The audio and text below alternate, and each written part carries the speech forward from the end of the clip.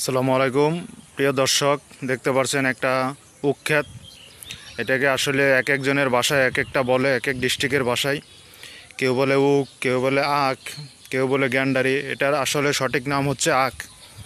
এই দেখতে পাচ্ছেন এই আখের কিন্তু নরসিংদী এবং বেলাবোতে কিন্তু প্রচুর পরিমাণের চাষ করে থাকে। এটি আমাদের সব জায়গায় পাওয়া যায়। আমাদের বিশেষ করে আমাদের এলাকা টকিপুরা এবং খাকচক বিশেষ করে এই আখগুলো চাষ করা হয়। তারপর আমাদের এখন খলিলাবাদ গ্রামেও কিন্তু আখের চাষ দিন দিন বাড়তেছে।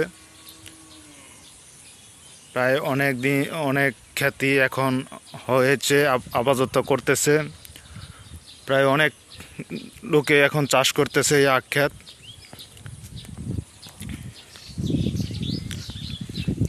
আখ কিন্তু খেতে খুবই মিষ্টি। আখ দিয়ে কিন্তু বহুত কিছু করা হয়।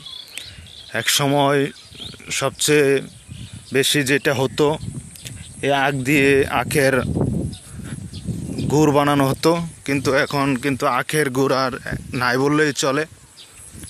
তো দেখতে পাচ্ছেন এই আখ আর কিছুদিন পর কুরবানির পরে কিন্তু কুরবানির কিছুদিন পরে কিন্তু এই আখ খাওয়ার উপযোগী হয়ে উঠবে।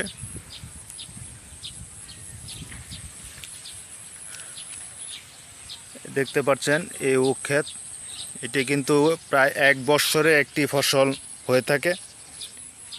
এই আখগুলো প্রায় পুরো একটি বছর লাগে। এখন কাটবে, যে সময় কাটে আখগুলো কাটার পর লাগাবে, আবার এই সিজনেই এই উখগুলো খাওয়া যাবে।